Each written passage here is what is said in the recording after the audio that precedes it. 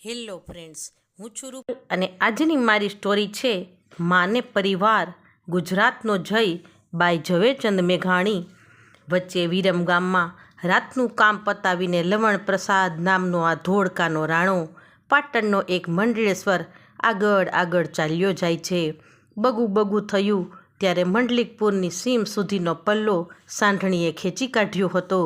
આજે માંડલ નામે ઓળખાય છે તે મંડલિકપુર ગામના તળાવ તીરે એક નાનકડું ટોળું ઊભું હતું. 3 છોકરા, 3 છોકરીઓ, 40 વર્ષની એક બાઈ ઊભી હતી. એક ટાડું ઘોડું હતું. ઘોડાને ઝાલીને એક ઠાકરડો ઊભો હતો. બાઈના શરીર પર રાતો એક સાડલો અને રાતું છેક કાંડા લગી કાપડું હતું. હાથમાં ચૂડા નહોતા. પહેરવેશ અને દેખાવ વિધવાનો, છતાં કાયા માસલ અને જગારા કરતી હતી. ગૌરવર્ણની એ વિધવાની આંખોમાં ધાર્મિક શાંતિ અને મોં ઉપર પૂરેપૂરી પચાયેલી વેદના ભરી સ્વસ્થતા છવાઈ રહી હતી. 4 થી 8 વર્ષની 2 છોકરીઓ એના સાડુની સોડમાં લપેટાઈને ઊભી હતી. બીજી એક કન્યા ઉદાસ મોયે ઊભી હતી. 3 છોકરાના શરીર પર તેઓ લાંબા પંથના પ્રવાસે જતા હોય તેવો ઢંગ હતો. માતાએ 6 છોકરાઓને કહ્યું, નવકાર મંત્ર ગણી લીધા બચ્ચાઓ? હા માં. લો ત્યારે હાથ જોડો, તમને શાંતિ પાઠ સંભળાવું, પછી વિદાય થાવ. 6 ભાંડેડા હાથ જોડીને ઊભા ઊભા માના મુખમાંથી ધર્મનું મંગળ સ્ત્રોત સંભાળી રહ્યા છે. જાઓ બચ્ચા, શાસનદેવ તમને સુવિધા આપે. કુમારદેવ ગુરુના કહ્યામાં રહેજો. સોમેશ્વરને પાછા રજામાં અહીં તેડી લાવજો. ઓવાળના લેતી માની આંખે જળ દેખાણા. તેણે 14 ને 16 વર્ષના 2 પુત્રોને ભલામણ કરી કે વસ્તિગ, તેજીગ, તમે 2 ભાઈઓ લુણિંગને સાચવજો. એ ખૂબ નબળો છે. ઘોડા ઉપર એને બેસવા દેજો. તમે 2 તેજોધાર જેવા છો. પાડા હિંડિયા જજો. માં પણ લુણિંગને કહી દેજે કે 14 વર્ષના તેજીંગે તીણેશ્વરે કહેવા માંડ્યું, એ અખાડે આવે નહીં ને આખો દિવસ દેવડોના ભાંગેલા પથરાની નકશી જ જોયા કરે, પછી તો નબળો જ રહે ને. એમ બોલીને એણે ટાઢા ઘોડા પાસે ઊભેલા 18 વર્ષના દુબળા ભાઈ સામે હાથ ચીંધાડ્યો. એ ધૂન તો એણે આબુરાજ ઉપર વિમલસાના દેરા દીઠા ત્યારથી એને વળગી ગઈ છે. શું કરું? માં બોલી. ભાઈઓની ફરિયાદ અને માતાની છુપી ચિંતા વચ્ચે જરા રમૂજ પામતો દુબળો મોટેરો ભાઈ લુણિંગ ઘોડે બેઠો ને પછી માને ભલામણ કરવા લાગ્યો, તુંય બા, અમને સંભાળતી જીવ બાળીશ નહીં. અમે તો કાલ હવારે મોટા થઈ જશું. વસ્તિંગે અને તેજીંગે પોતાની બહેનોને એક પછી એકને મળી લીધું. વૈજુ, ઘંટી રોજ દળજે હો. વસ્તિગે ભલામણ કરી. ધનદેવી, તું વહેલી પરોઢે છાણ મેળવવા જા ત્યારે સાથે એક સોટો રાખજે. કોઈ તને છેડવા આવે તો પૂછ્યા વગર હબોડી જ દેજે. તેજીંગ બોલ્યો, ને કહેજે દુષ્ટોને કે વસ્તિંગ પાછો આવશે ત્યારે લાઠી દાવ શીખીને જ આવશે, એટલે તમને સૌને એકલે હાથે પૂરો પડી જશે. અને ઓલી સોહગા, તેજીંગે નાની બહેનને કહ્યું, ઘીને માખણના કજિયા ના કરતી. અમે મોટા થાશું ત્યારે ઘેર 3 ગાયો બાંધશું, પછી તું તારે ખૂબ ખાજે.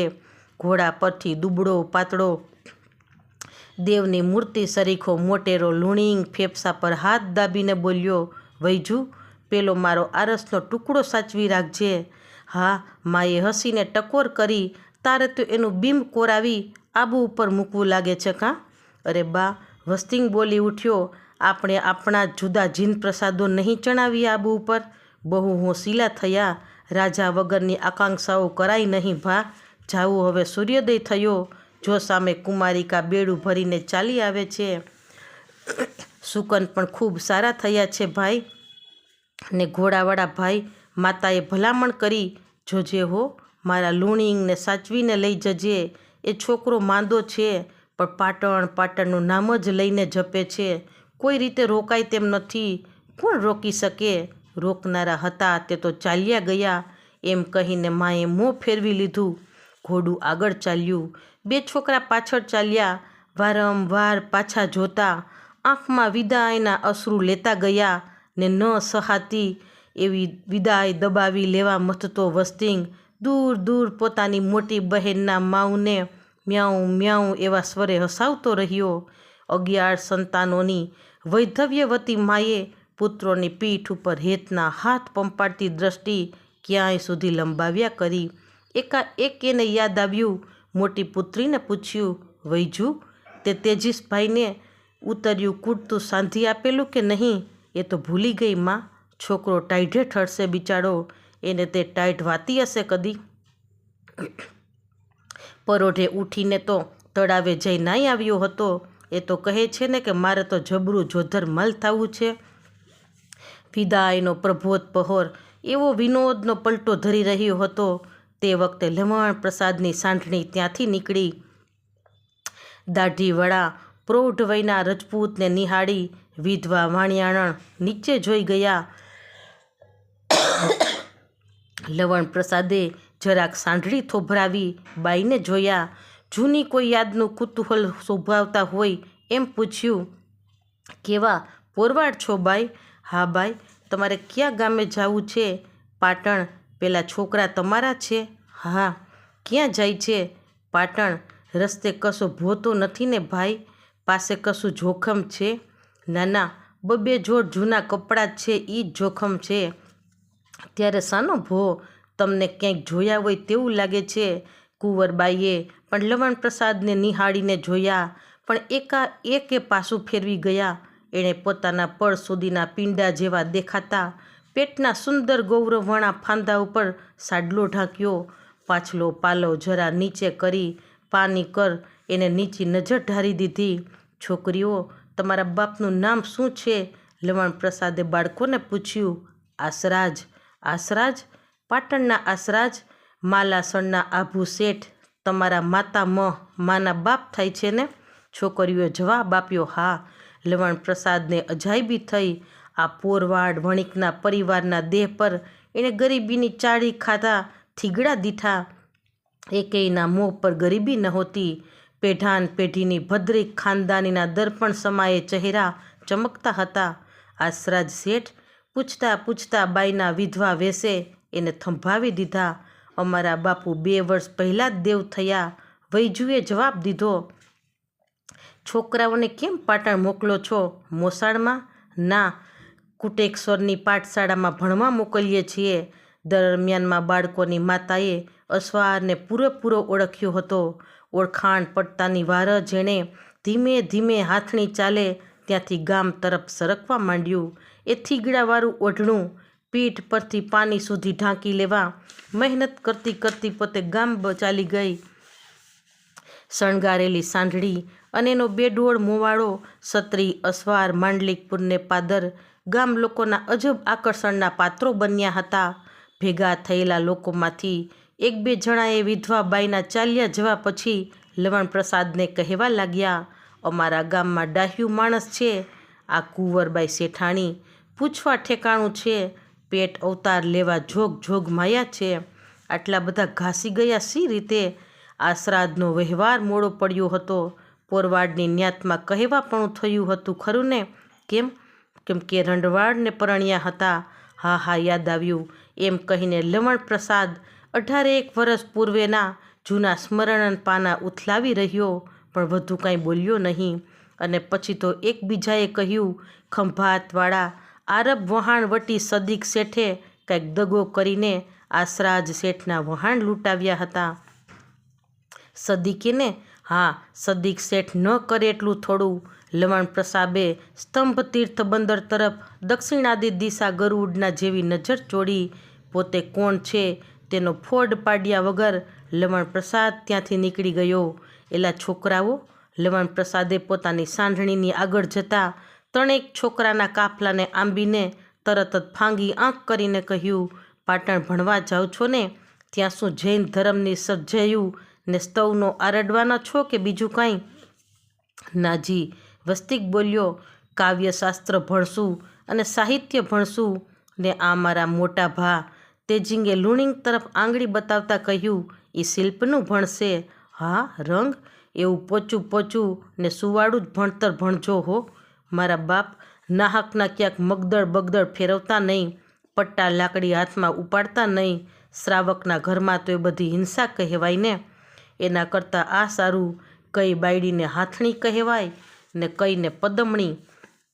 છોકરાઓ જવાબ તો ના આપી શક્યા, પણ બોલનારના નેત્રોમાંથી ચમકતી તેજ કટારો દેખીને કૌતુક પામી સાંઢણીની સાથોસાથ દોડવા લાગ્યા. કદરૂપ દેખાતો લવણ પ્રસાદ વધુ કુટિલ મોં કરીને બોલતો ગયો, બાયડીને મુગાક્ષરી કહેવાય અને મીનાક્ષરી પણ કહેવાય. એના વાદ કરતાં બરાબર શીખવું હો કે.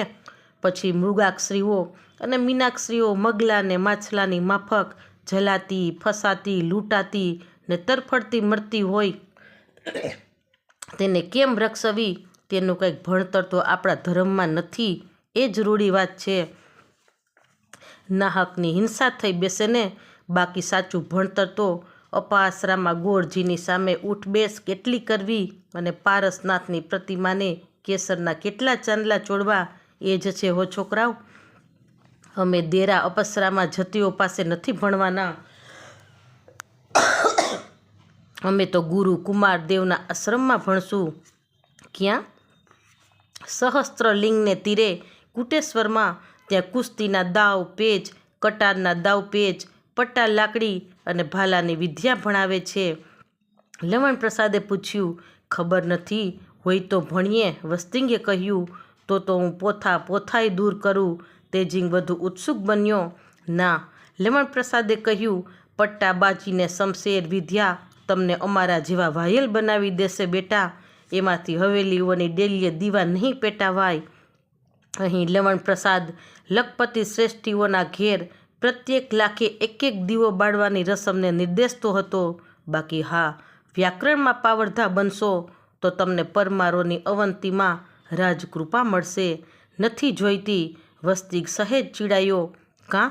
લવણ પ્રસાદની આંખ ફાંગી થઈ ગઈ. ત્યાં પાટણના રાજા પ્રજાને ગધેડા બનાવતા નાટકો રચી દેશો તો પુરસ્કારના ઢગલા મળશે. એવું અમને ના કહો. વસ્તિંગ તપ્યો. અમે દેવગીરીનો દખણો જાધવ સિંધણ તો તમને રાજકવિનો મોડ બંધાવશે. જો ગુજરાતને તમે સંસ્કૃતિ છંદોમાં ગાળો દઈ જાણશો તો. અમારે નથી સાંભળવી એ વાતો. છોકરા સાંઢણીની સાથે ચાલતા બંધ થયા. જેહુલ જરા ધીરી પાડજે સાંઢને, એમ કહીને લવણ પ્રસાદે પાછા ફરી ઊંચા અવાજે છોકરાઓને સંભળાવ્યું. તમે તો શ્રાવક છો ને? હાઉ ત્યારે મોટા થઈને જતીઓને સાધી ગુજરાતનો જે રાજા હોય તેને શ્રાવકડો બનાવી વાળજો ને. એટલે પછી રેલમ રેલ પૈસાની. આ છેલ્લા કુવચનોએ ત્રણેય છોકરાઓને પગથી માથા સુધી સળગાવી નાખ્યા. વસ્તિંગના મોં પર રતાસની શેઢીઓ ઉછળતું રુધિર ઘસી આવ્યું. તેજીંગે તો ભોંય પરથી પથ્થર ઉપાડ્યો અને દુબળો લુણીંગ ઘોડા પર પથ્થરવત બની ગયો. વસ્તિંગે તેજીંગનો પથ્થરવાળો હાથ ખચકાવીને ઝાલી લીધો. તેજીંગે વસ્તિંગના મોં પર નજર કરી. વસ્તિંગની આંખોમાંથી ડળક ડળક આંસુના મોટા ફોરા દળતા દળતા ગાલ પર થઈને નીચે પડતા હતા. તો ફ્રેન્ડ્સ, જો આ સ્ટોરી ગમે તો like, share and subscribe. Thanks for watching.